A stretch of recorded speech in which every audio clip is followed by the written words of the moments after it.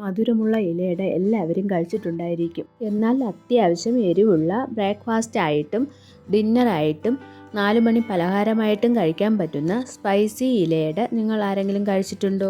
Spicy ilayada ഉണ്ടാക്കുന്നതിന് വേണ്ടി വാഴയില ആദ്യം വാട്ടിയെടുത്ത് വയ്ക്കാം. ഇനി ഇതിലേക്ക് 2 ഉരുളക്കിഴങ്ങ് മുഴുവനോടെ പുഴുങ്ങിയെടുക്കാം. പുഴുങ്ങിയിട്ട് പൊടിച്ചെടുത്ത് വയ്ക്കണം. ഇനി ഇലയട ഉണ്ടാക്കുന്നതിന് വേണ്ടി 2 ചെറിയ ക്യാരറ്റും 1 സവാളയും 5-6 ബീൻസും 1 പച്ചമുളകും പൊടിയായി അരിഞ്ഞെടുക്കണം. ഇതുകൂടാതെ നിങ്ങൾക്ക് ഇഷ്ടമുള്ള വെജിറ്റബിൾസ് ചേർത്ത് കൊടുക്കാം. ഇനി ഒരു പാൻ അടുപ്പിൽ വെച്ച് അതിലേക്ക് 2-3 ടേബിൾ സ്പൂൺ വെളിച്ചെണ്ണ ഒഴിച്ചു കൊടുക്കാം. ചൂടാകുമ്പോൾ നമ്മൾ അരിഞ്ഞു വച്ചിരിക്കുന്ന പച്ചക്കറികൾ അതിലേക്ക് ചേർത്ത് കൊടുത്ത് വഴറ്റാം. കുറച്ച് ഉപ്പ് കൂടി ചേർത്ത് വഴറ്റാവുന്നതാണ്. കുട്ടികൾക്ക് വൈകുന്നേരങ്ങളിൽ ഹെൽത്തി ആയിട്ടുള്ള എണ്ണയിൽ വറക്കാത്ത ആവിയിൽ പുഴുങ്ങിയ ഇതുപോലുള്ള പലഹാരം ഉണ്ടാക്കി കൊടുക്കുന്നത് നല്ലതാണ്.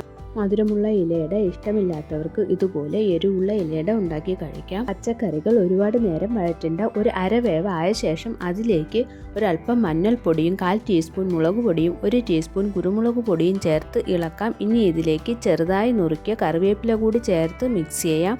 പൊടികളുടെ പച്ചമണം മാറുമ്പോൾ ഇതിലേക്ക് നമ്മൾ പൊടിച്ചു വെച്ചിരിക്കുന്ന ഉരുളക്കിഴങ്ങ് ചേർത്ത് മിക്സ് ചെയ്യാം. കുരുമുളകിൻ്റെ ടേസ്റ്റ് വലിയ താല്പര്യമില്ലാത്തവർക്ക് മുളക് പൊടി കൂടുതലിടാം. ഇത് അത്യാവശ്യം എരിവുണ്ട്. അപ്പോൾ കൊച്ചു കുട്ടികൾക്കൊക്കെ ആണെങ്കിൽ അധികം എരിവാകാതെ ശ്രദ്ധിക്കണം. ആവിയിൽ ഇലയട ഉണ്ടാക്കുന്ന സമയത്ത് വെജിറ്റബിൾസ് നല്ലവണ്ണം വെന്തുകൊള്ളും. അതുകൊണ്ടാണ് അരവേവിൽ വേവിച്ചെടുത്തത്. ഉരുളക്കിഴങ്ങ് ചേർത്ത് നന്നായി മിക്സ് ചെയ്ത ശേഷം ഫ്ലെയിം ഓഫ് ചെയ്ത് തണുക്കാൻ വയ്ക്കാം. ഇനി മാവ് കുഴച്ചെടുക്കുന്നതിന് വേണ്ടി വെള്ളം തിളപ്പിക്കാൻ വയ്ക്കാം. അതിൽ ഉപ്പും കൂടി ചേർത്ത് കൊടുക്കണം. നല്ലവണ്ണം വെട്ടി തിളയ്ക്കുമ്പോൾ ഫ്ലെയിം ഓഫ് ചെയ്ത് വാങ്ങി വയ്ക്കാം. ഇനി 250 ml ഗ്ലാസ്സിൽ 1 ഗ്ലാസ് അരിപ്പൊടി എടുക്കാം. പത്തിരിക്കോ ഇടിയപ്പത്തിനോ എടുക്കുന്ന അരിപ്പൊടിയാണ് എടുക്കേണ്ടത്. നല്ല ചൂടോടുകൂടിയ ആ വെള്ളം ചേർത്ത് ഈ മാവിനെ കുഴച്ചെടുക്കാം. ഇടിയപ്പത്തിന് കുഴയ്ക്കുന്നതിനേക്കാൾ കുറച്ചും കൂടി അയന പരുവത്തിൽ വേണം മാവ് കുഴച്ചെടുക്കേണ്ടത്. ഇനി മാവ് കുറച്ചൊന്ന് തണുത്ത ശേഷം ഇലയട ഉണ്ടാക്കാം. അതിനുവേണ്ടി ഒരു ഇഡ്ഡലി പാത്രത്തിലോ അല്ലെങ്കിൽ സ്റ്റീമറിലോ കുറച്ച് വെള്ളം തിളപ്പിക്കാൻ വയ്ക്കാം. അതിനുശേഷം വാട്ടി വെച്ചിരിക്കുന്ന വാഴയിലയിൽ നിന്നും ഒരു വാഴയില എടുത്ത് കുറച്ച് മാവ് എടുത്ത് അതിലേക്ക് വെച്ച് നല്ലവണ്ണം കനം കുറച്ച് പരത്തി കൊടുക്കണം. പരത്തുമ്പോൾ കയ്യിലൊട്ടാതിരിക്കാൻ ഒരു പാത്രത്തിൽ അല്പം വെള്ളം എടുത്ത് കൈ ഒന്ന് ഇടയ്ക്കിടയ്ക്ക് നനച്ചു കൊടുക്കണം. ഇനി ഉണ്ടാക്കി വെച്ചിരിക്കുന്ന കൂട്ടിൽ നിന്നും കുറച്ചെടുത്ത് ഫില്ലിങ്ങായി ഇതിൻ്റെ പുറത്ത് വെച്ച് പരത്തി കൊടുക്കാം. എന്നിട്ട് മടക്കിയെടുത്ത് വയ്ക്കാം.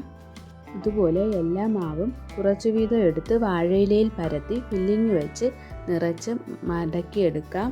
ഇനി ഇഡ്ഡലി പാത്രത്തിൽ തട്ട് വെച്ച് ഒന്നൊന്നായിട്ട് അതിൻ്റെ പുറത്ത് വെച്ച് അടച്ചു വെച്ച് ആവിയിൽ പുഴുങ്ങിയെടുക്കാം. ഒരു 4-5 കൊണ്ടാണ് ആവിയിൽ പുഴുങ്ങിയെടുക്കുന്നതെങ്കിൽ 15-20 മിനിറ്റ് കൊണ്ട് തന്നെ വെന്ത് കിട്ടും. കൂടുതൽ എണ്ണം ഉണ്ടെങ്കിൽ ഇടയ്ക്കൊന്ന് മറിച്ച് വെച്ച് കൊടുക്കണം. ഇലയട വെന്ത് വരാൻ കുറച്ചും കൂടി സമയമെടുക്കും. ഇലയട വെന്ത് പാകമായിട്ടുണ്ട്. ഇനി വാങ്ങി വയ്ക്കാം. അല്പം ഒന്ന് തണുത്തിട്ട് എടുക്കണം. ഇല്ലെങ്കിൽ ഉള്ളു ഭയങ്കര ചൂടായിരിക്കും.